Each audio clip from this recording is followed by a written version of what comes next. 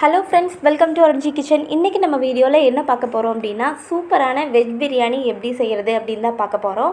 அதுக்கு முன்னாடி நம்ம சேனலை சப்ஸ்கிரைப் பண்ணாதவங்க மறக்காமல் சப்ஸ்கிரைப் பண்ணிக்கிங்க. அப்படியே பெல் ஐக்கானையும் போட்டு வச்சுக்கோங்க. இப்போ நம்ம இந்த வெஜ் பிரியாணி பண்ணுறதுக்கு மசாலாஸ் எல்லாம் அரைச்சிட்டு வந்துடலாம். ஃபஸ்ட்டு ஒரு 2 பச்சை மிளகாய் சேர்த்துக்குங்க. அப்புறம் ஒரு 4-5 துண்டு இஞ்சி சேர்த்துக்கலாம். அப்புறம் ஒரு 15 பல்லு பூண்டு தோல் நீக்கி எடுத்து வச்சுருக்கேன், அதையும் இதில் சேர்த்துக்கலாம். இப்போது இது கூட நம்ம ஒரு கை அளவுக்கு புதினா, ஒரு கை அளவுக்கு மல்லி எடுத்துக்க போகிறோம். இது எல்லாத்தையும் சேர்த்து இப்போ மிக்ஸி ஜாரில் ஆட் பண்ணிக்கலாம். இப்போ புதினா மல்லி சேர்த்தாச்சு. அதுக்கப்புறமா 1 ஸ்பூன் அளவுக்கு சோம்பு சேர்த்துக்கலாம். சோம்பு சேர்த்து இப்போ இது எல்லாத்தையும் சேர்த்து நல்லா ஒரு ஃபைன் பேஸ்ட்டாக அரைக்க போகிறோம். இதெல்லாம் நம்ம சேர்க்கும் போது பிரியாணி ரொம்பவே டேஸ்ட் சூப்பராக இருக்கும். ஏன்னா நம்ம எல்லாத்தையும் அரைச்சி சேர்க்குறனால.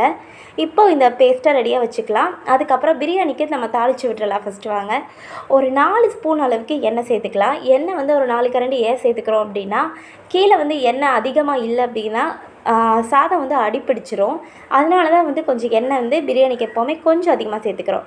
அதுக்கப்புறம் பட்டை, ஒரு அன்னாச்சி பூ, ஏலக்காய், பிரியாணி இலை, 2 லவங்கம் சேர்த்துக்கலாம். இது எல்லாத்தையும் சேர்த்து நல்லா பொரிய விட்டுருங்க.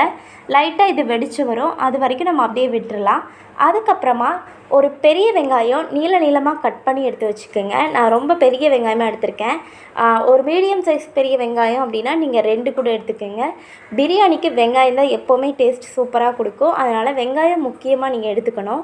இந்த வெங்காயத்தை ரொம்ப கோல்டன் ப்ரௌனாகவும் நீங்கள் வதக்கக்கூடாது. அதுக்காக ரொம்ப அப்படியே வதக்காமையும் இருக்கக்கூடாது.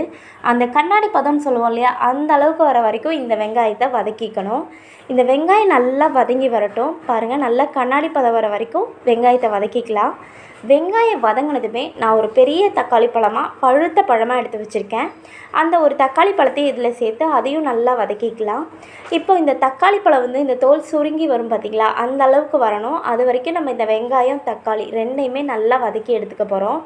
பாருங்கள், நல்லா வதக்கிக்கலாம். இது தோல் நல்லா சுருங்கி வரட்டும், அது வரைக்கும் நம்ம வதக்கிட்டே இருக்கலாம். இப்போது தக்காளி நல்லா வதங்கி வந்துருச்சு. இப்போ அதுக்கடுத்து என்ன சேர்க்கணும் அப்படின்னா, வெஜிடபிள்ஸ் சேர்க்கணுங்க. இன்றைக்கி நான் வெஜ் பிரியாணிக்கு கேரட், பீன்ஸ், பச்சை பட்டாணி இது 3 தான் நான் எடுத்திருக்கேன்.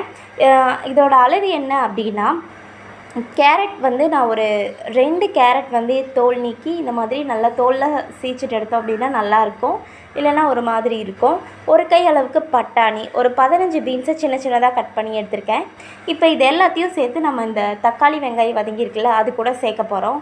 பாருங்கள், எப்போவுமே காய்கறியை கழுவிட்டு அதுக்கப்புறம் தான் கட் பண்ணணும். கட் பண்ணதுக்கப்புறம் கழுவக்கூடாது. அது ஒரு டிப்ஸ் இருக்குது, அதையும் நீங்கள் நோட் பண்ணி வச்சுக்கோங்க. அப்போ தான் அந்த சத்து குறையாமல் இருக்குன்னு சொல்லுவாங்க.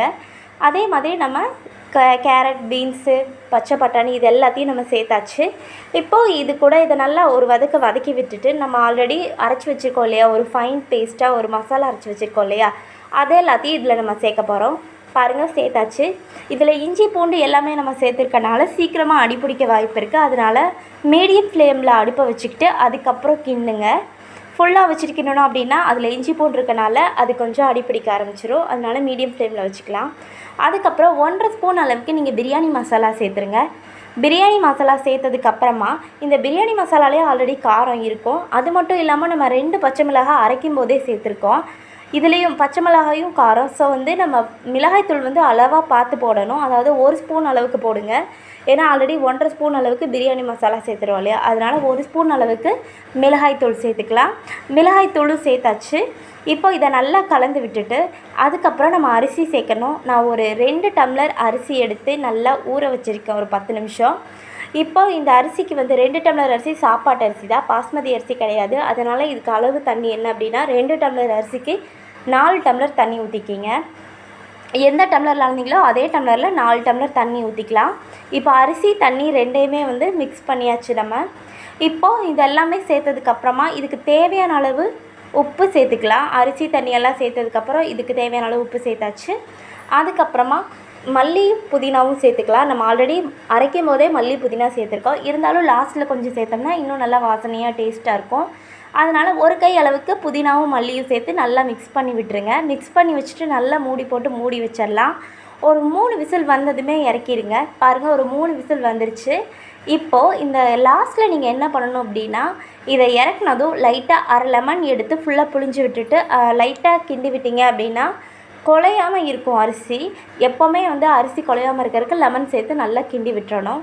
பாருங்கள், நான் லெமன் சேர்த்து கிண்டி விட்டுட்டேன். நல்லா குழையாமல் சூப்பரான ஒரு பிரியாணி ரெடி ஆகிடுச்சு. நீங்களும் ட்ரை பண்ணி பாருங்கள். உங்களுக்கு பிடிச்சிருந்துச்சுன்னா மறக்காமல் கமெண்ட்டில் சொல்லுங்கள். அப்படியே நம்ம சேனலை சப்ஸ்கிரைப் பண்ணாதவங்க மறக்காமல் சப்ஸ்கிரைப் பண்ணிக்கிங்க. Thank you friends.